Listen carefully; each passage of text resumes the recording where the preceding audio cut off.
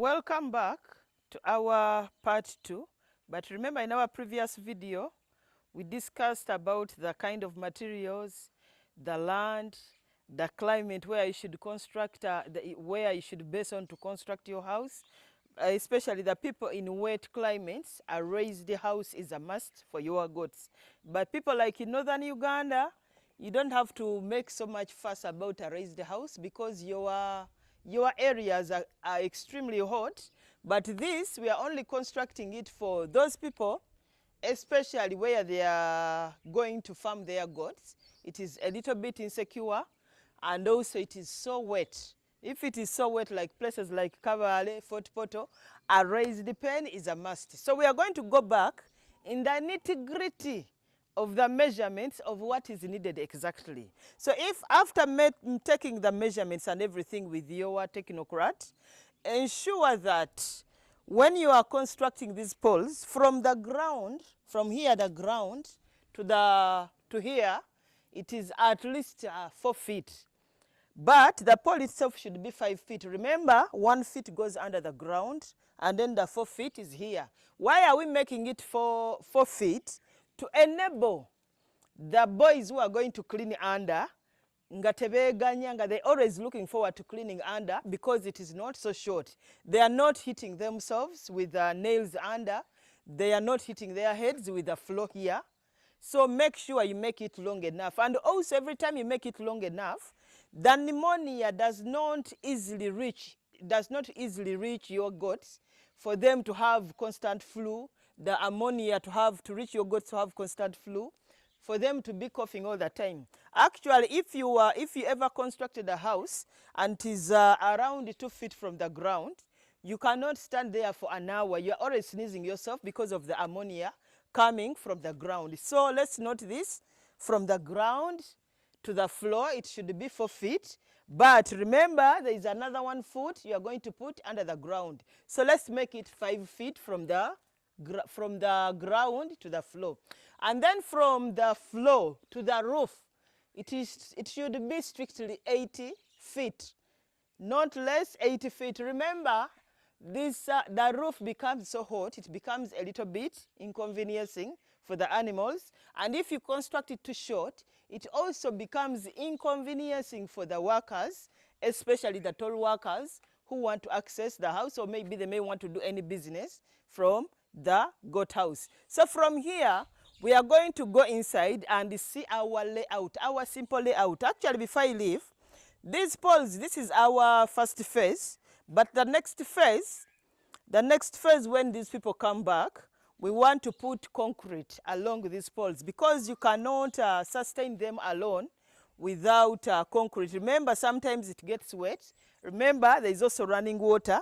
And for the meantime, we put PVC, the Cavera here, the PVC, but this is a temporary measure. But we are going to, I think we are going to do it before the month ends. We want to put concrete poles to reinforce already these kind of poles. But remember, guys, all these poles, I got them from my farm. You have a big land, put up some eucalyptus. Within 2 years, you'll be having this kind of poles and more. So me constructing this goat house was not so expensive. So let's walk in and go inside. We see the design, the partitions, the necessary partitions, what is needed in the goat house, how is the floor laid down, and everything.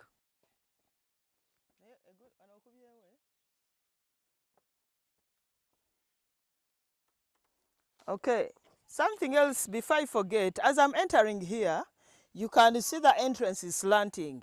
But what I've seen on most farms, like recently I supplied goats to northern Uganda to around 4 groups, and they've made a very slanting entrance.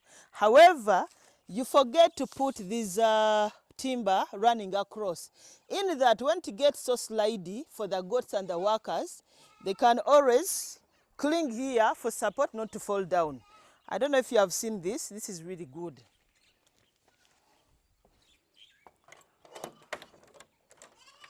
We are finally inside our goat pen. This is work in progress, much as I'm sharing it with you. I'm just telling you exactly what we are undertaking. So these are things I've learned out of experience. that even when you don't have a tape measure, are you aware that this 1 foot of mine wearing a boot, I have like a very small feet, but when I wear a boot, this is 1 feet. So what I'm trying to say, that if you are constructing your goat house, the width should be at least 18 feet, should not be bigger than that.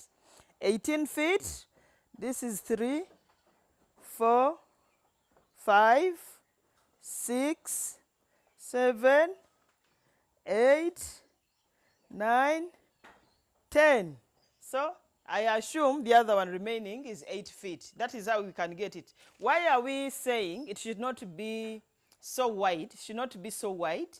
We are still looking at the north to south kind of direction when we constructed our goat house to allow the sun to penetrate inside, to reduce on the dampness under this goat house. Remember, every time it is extremely damp all the time and there is no sun or aeration, your goats are always going to be coughing. They are always going to be having lots and lots of flu. So if you know you made such mistakes, not too late, you can always correct them.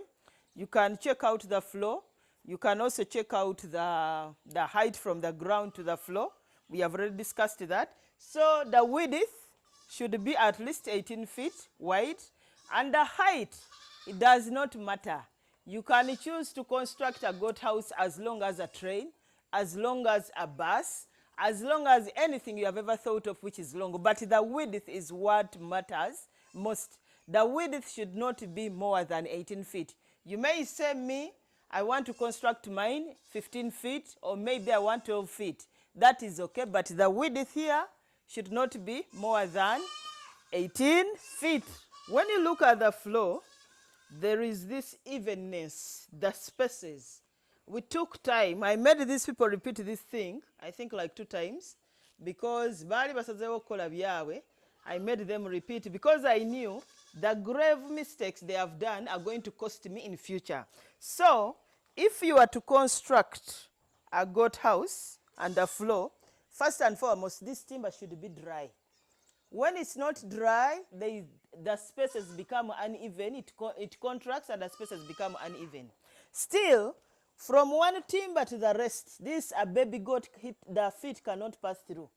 Unless if you have extremely very, very small babies. But these, our exotic goats, the babies are at least oversizable. They are of a good size. And this is usually 1 inch. 1 inch, if you don't know what a 1 inch is, simply get the first segment of your 1 finger from the nail to here, the first segment. That is 1 inch. So make sure the spaces between the timber to allow the urine, to allow the manure to go down. You can see here, we last cleaned it like 2 to 3 days ago, but a big chunk of the manure has gone down. But if we hadn't done that, maybe it would even be smelling. But you can see the aeration is good. And also on top of that, depending on the kind of materials you have, for us in our spacing here, we used, I think these are 3, 4, 5, because we have quite stubborn goats and they are tall. And the spacing here, we put enough spacing here where we let in, the ventilation is good, where the air can pass through. At the same time, we also thought about the stubborn goats. Our goats love jumping. That this, if you had made it like 3 feet long, that's this timber, some goats could think of jumping out. So we made it a little bit longer, and also to keep them a little bit warm in the rainy season, especially March up to May. And something else before I leave, what are those key partitions that you should have on your farm? I don't believe in over separation of goats, you know, this herd, this herd, this herd. Reason being, I don't have a lot of manpower. I don't know what is on your farms, but I, for one, am finding it hard to have reliable goat herdsmen. They are always on the move. Actually, I think at my farm I have around 5 of them who are reliable, but the rest I know after 3 months to 5 months, they are always looking for greener pastures. And what is so funny, after they have looked for the greener pastures and they found the greener pastures are not as green as they thought, they always call and they want to come back. What do you have to say about that? So among the partitions, Here is our first 2 partitions. We didn't put in a lot of partitions because we don't separate so much our goats. I've told you I don't have money power. So here we put in 2 partitions for the babies. The newborns, they stay there for a month up to 2 months. When they clock 2 months, we put them this side. For us, at 2 months, the babies, when they clock 2 months, at around midday, we take them out to graze from around because they need to strengthen their rumens. So if we hadn't made the separation, even babies of 1 month would end up in the eating grass. And it is not always good for babies that have not yet clocked 1 month to start them on fresh grass. When you give them fresh grass, you have opened up a can of worms. You are making them have worms at an early stage. And the other partition we made, we have not made so many partitions, but the partition we made the other side is also for the